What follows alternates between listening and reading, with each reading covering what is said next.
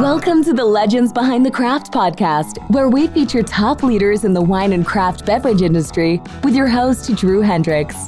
Now, let's get started with the show.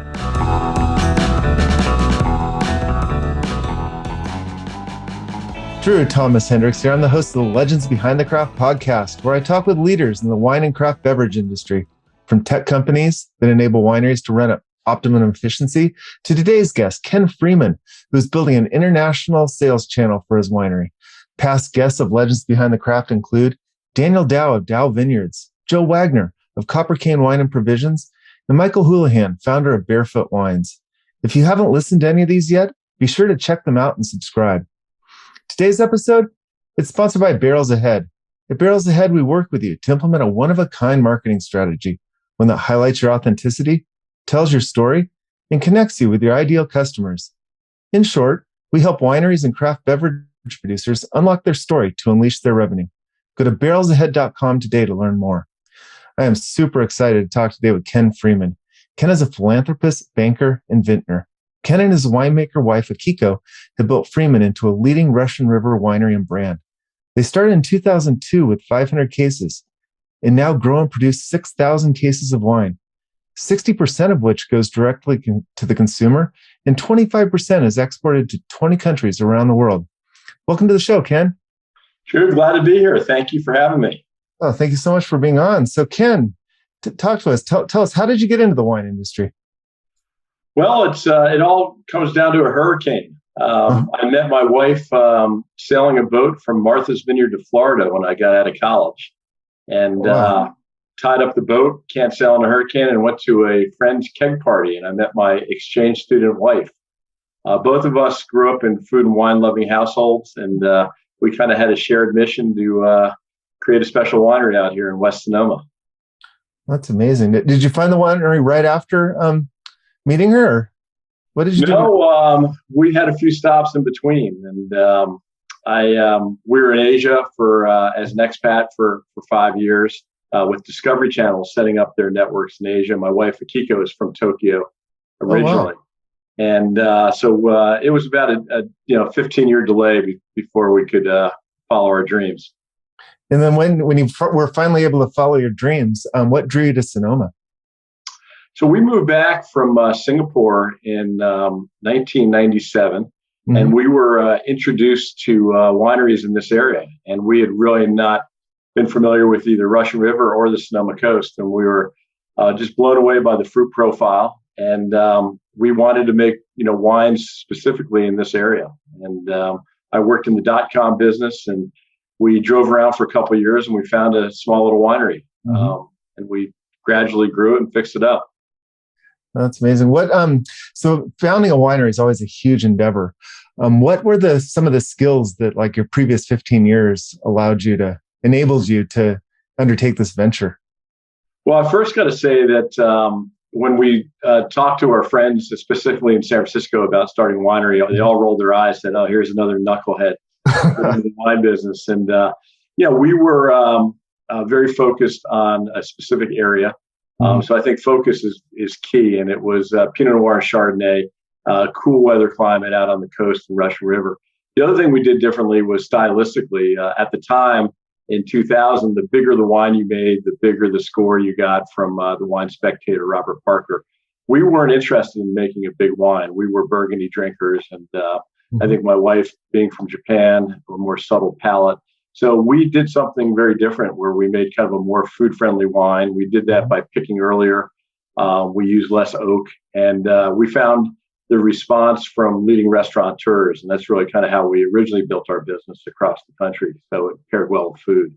But to answer your question, to be successful as a vintner, it's you need a myriad of skills. And I was fortunate that I went to Northwestern, I went to Kellogg School for Business. I had worked for PepsiCo. I mentioned Discovery Channel. So having business background in terms of understanding production costs, things like that were crucial in understanding kind of market. But also, we went into it having studied the business and said the number one reason why people don't do well in the wine business is lack of focus and also spend too much money. And so we were very, and again, back to a Japanese wife, we do 2 varietals and we try to do those extremely well. And then, that's been key. I think those are the 2 key comments that you hit on. One, you knew exactly the type of wine that you wanted to produce. So you found an area that can do it. And then you understood that there's a whole business behind just the wine other than making it and drinking it. Absolutely. And so we, the story about our label. So I think, it's very simple. We want, generally wines that have fancier labels, the wine's not that great. But we wanted, that's right. We wanted the wine to speak for itself, very simplistic. But, when we got going, we reached out to a bunch of branding marketing companies and they all came back with proposals, $25,000, $40,000. And, we had a tight budget. And so we posted the job on the Academy of Arts website, San Francisco. I got 30 resumes. The gentleman who did all of our work, still does our work, Jim Schaff, had done Altoids and Glenfiddich. He didn't know anything about wine. So I said, I'll teach you about wine. Oh, it was the labels. We were talking about the labels. And right. You're right at the Glenfiddich. Do you know anything about wine? And I'll teach you about wine. Great. So we ended up working with Jim Schaff, did Altoids and Glenfiddich. And we traded him wine for his work. And we taught him about the wine industry.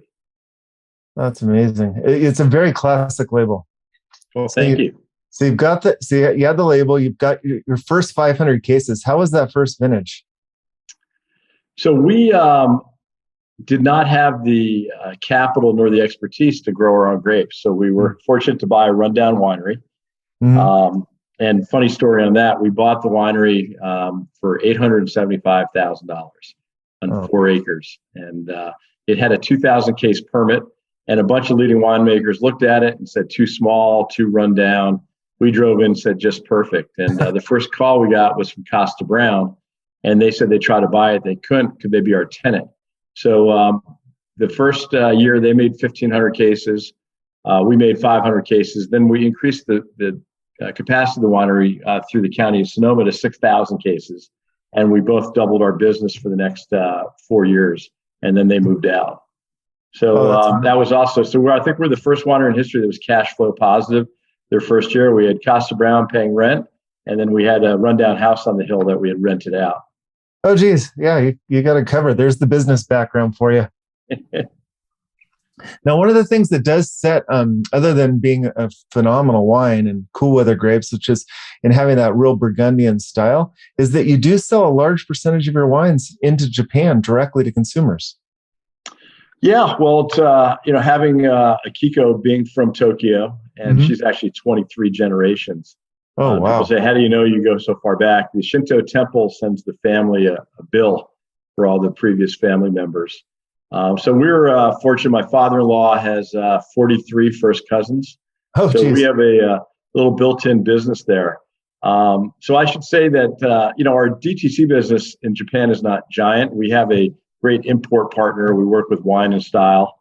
Michael Koo used to run the Opus business, opened up and managed Opus for 10 years in Japan, and that's a big part of their business. So he represents leading California wineries, and he's been a great partner. My wife, spends 4 times a year over there. I go over once a year. So it's just an important part of our life, the connectivity and love of Japan. Oh, sure. And do you find, how do you find the difference in sales going on between sales in Japan and sales in the United States? It's fairly similar. An importer is really like a distributor in the U.S. It's by law in many states in the U.S. you need to work with a distributor. And so they're the ones that have the relationships and with the leading restaurant buyers and hotels, and we work through them. But we also host a lot of Japanese guests here at the winery. I mentioned my wife's market work. Speaking the language is really helpful. When other American winemakers go over, they need a translator, and they need to be with somebody all the time. My wife can go out and see restaurants and see hotels on her own. And aside from Japan, 25% of your sales going exported internationally is a large percentage. How did you build up that business? Well, I think having been an expat and living overseas, We enjoy traveling, have friends, all over the world. Interesting. We sell more wine in Singapore, in Norway, in Denmark than we do in New York City. Really?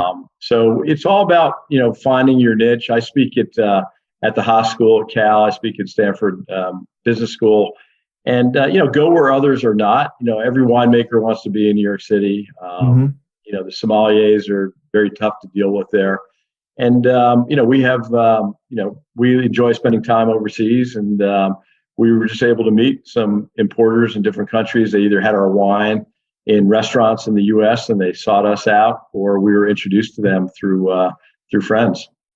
Yeah. So for other wineries, that's pretty great advice. Go where other people are not. I mean, it's fun to go to be the on the Midwest. Things, go to Minnesota. Go to everybody wants to be in Vegas, Miami, and New York City. And in fact, there's all sorts of great markets across the country. Do you find more loyalty on the international shipments or the international sales? I think so. I think it's more relationship based generally. We haven't lost an importer internationally, and I mentioned we have 20 different importers, and the U.S. it's been a bit of a challenge whether companies have been bought or change of management, and so I think relationships play a bigger role internationally, and that's something that we really respect and like. Oh, sure. And also, there's a stability in it. Do you find internationally that they're a little, I say loyalty, but they like a consistent brand and they tend to stick with the same sort of wine and taste? Whereas in the U.S., people kind of like to experiment with many wines. Yeah, that might be it. Clearly it's a more competitive market. There's just so many brands here. I think, similar to the U.S., that, the price of Burgundy has gotten astronomical. And, our wines, the vines originally came from Burgundy, our techniques, our barrels come from Burgundy. We have a similar profile as Burgundy at a fraction of the cost. And I think that's really where we're seeing a lot of crossover, where Burgundy's just priced themselves out of the market, all over the world. Yeah, it's a very limited commodity, especially in the upper end ones. Only so many bottles. As you grew from like 5,000 to 6,000 and you're kind of expanded your production and you kept the quality in line, what, I guess I always like to ask this question, as you grew, what would you have done differently? Yeah, great question. We grew from 500 cases to 6,000 cases. I was talking about vineyards that we originally didn't have the capital or the expertise. So we looked at 300 different vineyards. We knew the grapes were 70, 80% to making great wine. And our job is just to handle it gently and not mess it up. So we built a brand, and we were able to then kind of work backwards and buy land and plant vineyards. So we have 25 acres of estate vineyards now. We have 10 here in the Green Valley of the Russian River, and we have at our Gloria estate at the winery. And then we have 15 in Occidental at our Yuki estate in the Sonoma coast. Soon to be called, hopefully, the West Sonoma coast. So we're in final stages of approval with the TTB, with the government, for a new appellation. What I would have done earlier is if I would have bought more vineyard or planted more vines, things have gone up in price dramatically out here in Sonoma County. So, if I could have, I would have, had more vineyard, more state vineyard. Oh yeah, no, we all regret that. No one could have really anticipated how much real estate would have gone up in the last 20 years, especially in the agriculture areas. Now, with I guess something I'm super curious about is you're on the Russian River. Is that true? We are about 5 miles from the river. 5 miles, so you're not really dependent on the Russian River watershed. No, we're there's a lot of issues going on with some of the Russian River producers. Big time. Especially on the western end. Yeah, I've been on the board of the Sonoma Land Trust for many years and very involved with environmental issues here. And we're fortunate we were never relying on the Russian River. We try to dry farm as much as possible. Oh, that's good. We're on well water where we are, and in small scale agriculture. Yeah. Speaking about the Sonoma Land Trust and kind of the philanthropy that you do, one of the unique aspects of your wine club is that a portion of the sales goes directly to charity or to charitable causes.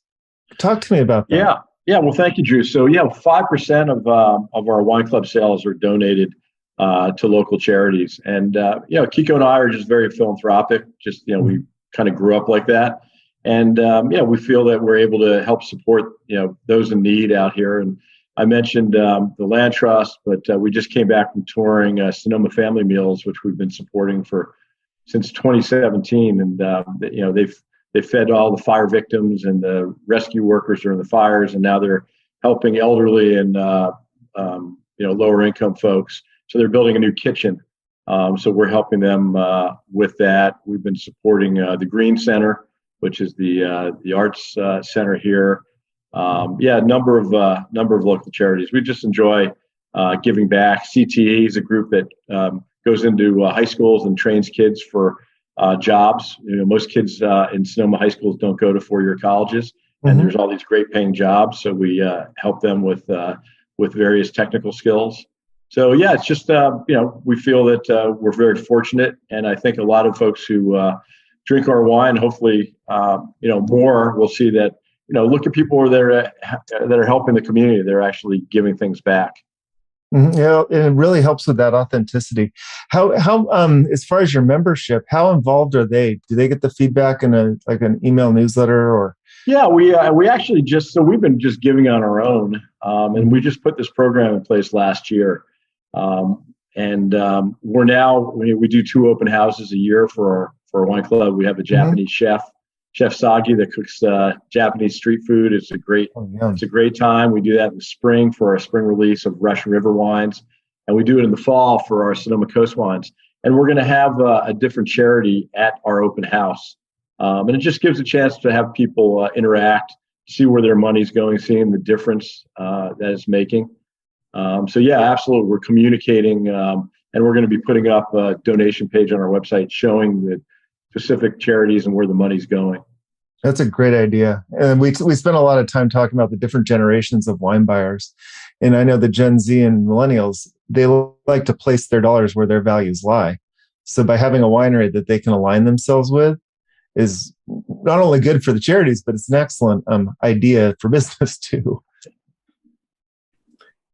Yeah. Do you find that seeing more interaction with kind of the younger crowd with this sort of initiative? I think so. I think, we're really fortunate on a whole number of fronts. We live in this amazing area in West Sonoma and can, grow great grapes. When you look at millennials and the younger generation of wine drinkers, we make a style of wine that's approachable. And, I think there's been a shift in dietary habits that less center the meat proteins and more vegetables and fish and salads and birds.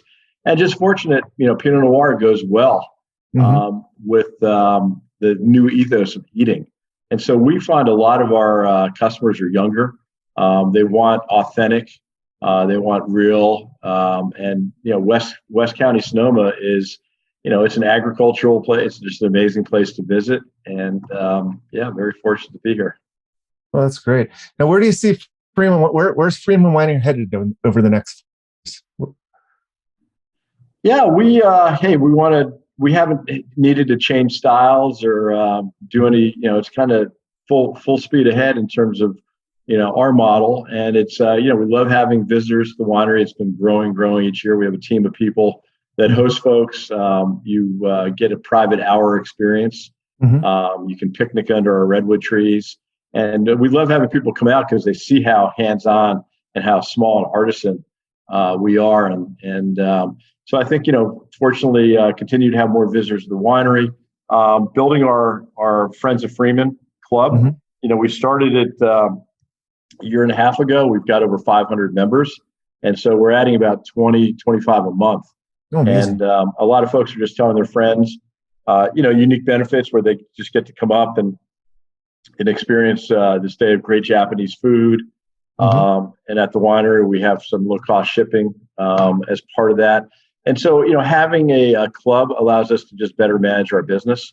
We're very fortunate that, 4,000 of our cases get sent directly to people's homes, mostly across the U.S. But not having to go through a password, not having to go through the allocation where you just You know what you're going to get from a winery standpoint. It allows us to really kind of manage our business better, just more simplistic. And the classic was Don Valentine, who was one of our great customers. He's the founder of Sequoia Capital. He seed funded Apple, Cisco, legendary gentleman who passed away a couple of years ago. He had called and sent an email. He goes, "I love your wine, but I can't remember my password, and your internet's terrible." And this is like the founder of the internet. And so, a lot of folks, it's just the allocation system, just kind of a pain. And people know that we make a limited quantity of wine, and it's just much more efficient if we can just get them into a club model. Sure. No, the club model works really, really well.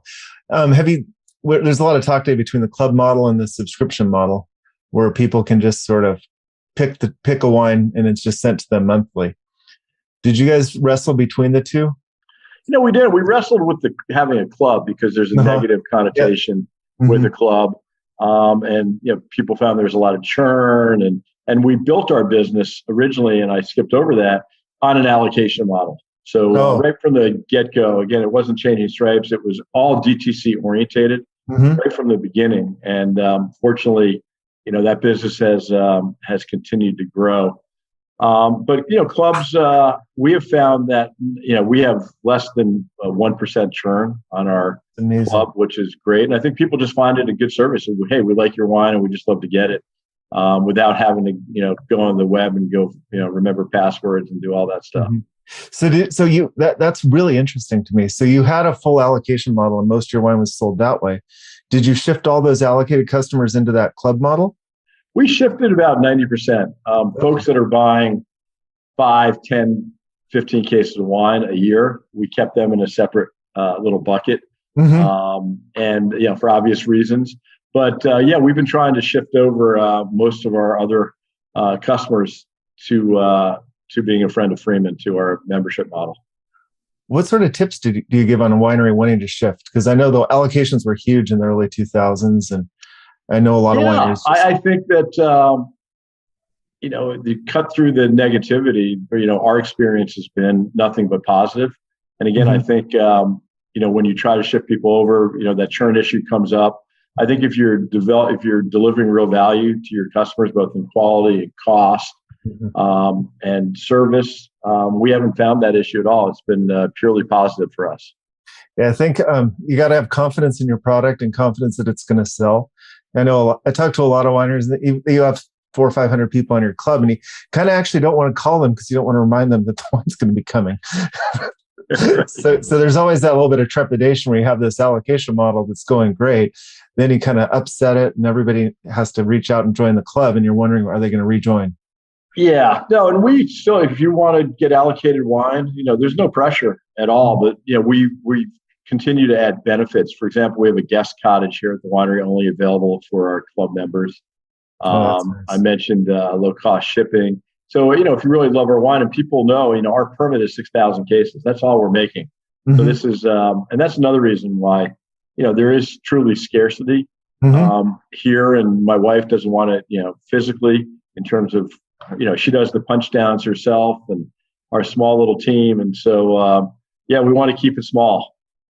Oh, I can. That's a good idea. I mean, as far as scarcity, too many wineries, you see them grow, but then they grow and set up different brands. And I think the other kind of, you talked about things we did well from the get-go. Coming back to that, we grew our production, slowly in the beginning. So from 500 cases, again, I mentioned we doubled it to 1,000. It wasn't like we came out of the gates with thousands of cases of wine.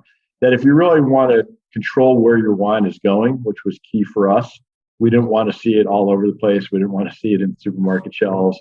We wanted top restaurants. We wanted hand sell wine stores. Don't feel pressure to ramp up your production. Take it slowly and grow into as you build your brand. So you're not under pressure to move the wine and doing kind of irrational things, either discounting or having wine being sold in places that are not going to help your brand. No, that's great advice. I want to shift back to the hopefully upcoming Western Sonoma AVA. A lot of people, that's a curious process. How do you go about starting an AVA? Yeah, well, it started almost 10 years ago. So 5 wineries and us formed the West Sonoma Coast Association. So it was Literai, Redcar, Fela, Pay, and Joseph Phelps. I think I've got 6 wineries there. But in any event, we noticed that all of us have these high elevation vineyards near the coast. I mentioned our Yuki State's 15 acres.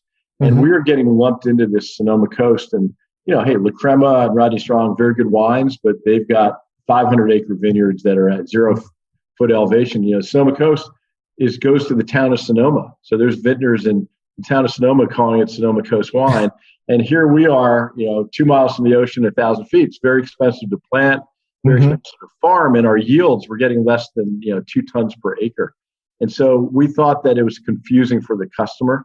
And so we started this process with formed an association. Now we have 35 winery members.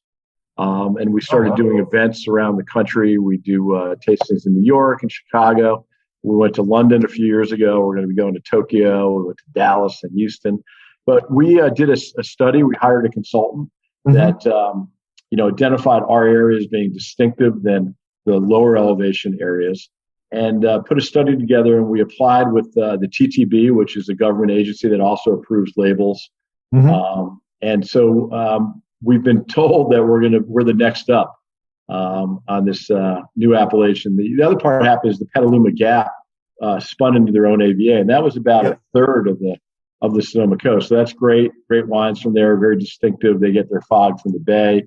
We get their fog from the ocean. And so we're just waiting. During the Trump administration, they did no new approvals. So we're in constant contact, and they keep saying we're going to get a final approval in the next month or two. Next up, is it like next on the pile, or is it like a Hall of Fame where they all vote for the next one they're going to do? Hopefully we're next on the pile. The government. One a year. You're going to win. Oh, that's super interesting. On the so on the higher levels on that Western Sonoma, how are the soils different than as you go eastern a little bit? They are. We are on sandy loam here, which is Gold Ridge sandy loam soil, very nutrient light, primarily in the Green Valley and the Rush River. As you go out toward the coast, higher elevation, you get a little bit more clay, you get more Franciscan soils. So you get a little bit different terroir as you head west and go higher up. Well, that's all the definition of an AVA right there. You've got unique soil, you got a neat microclimate. You need a way to distinguish yourself. So that's fantastic.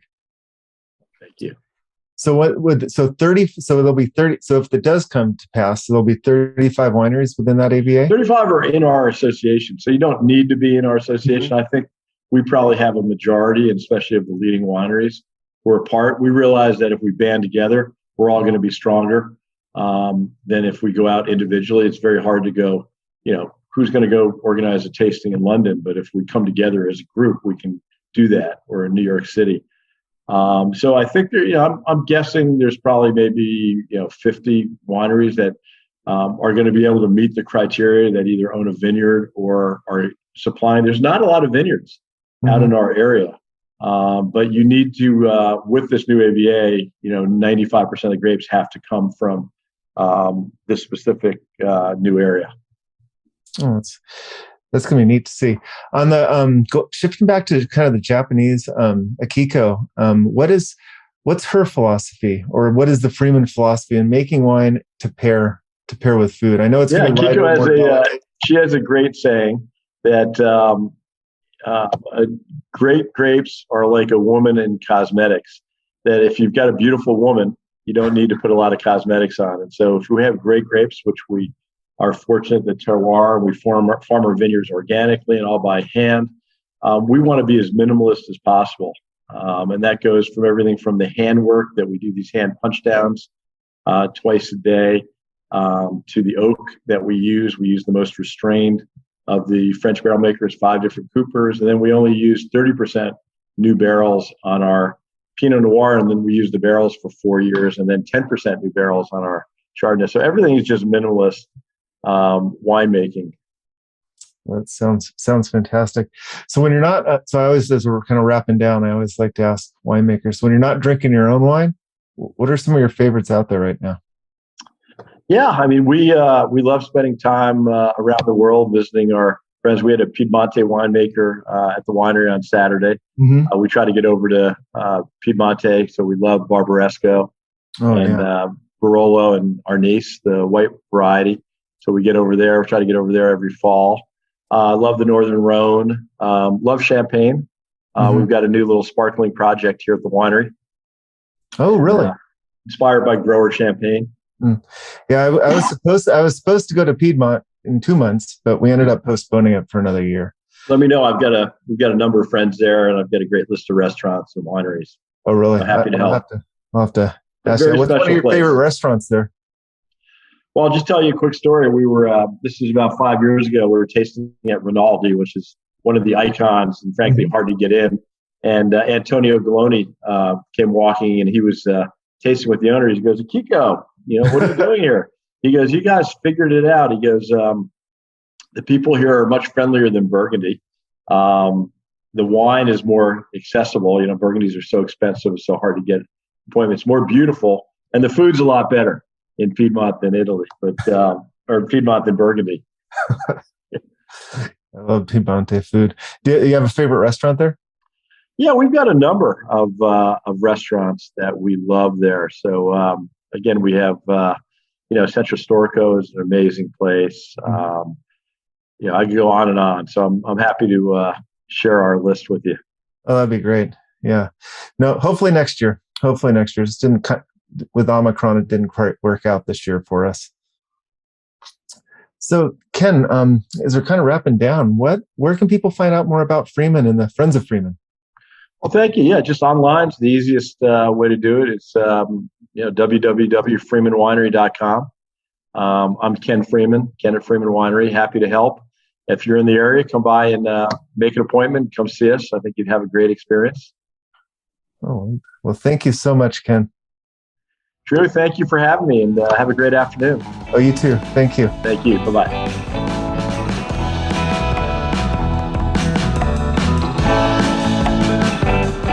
Thanks for listening to the Legends Behind the Craft podcast. We'll see you again next time, and be sure to click subscribe to get future episodes.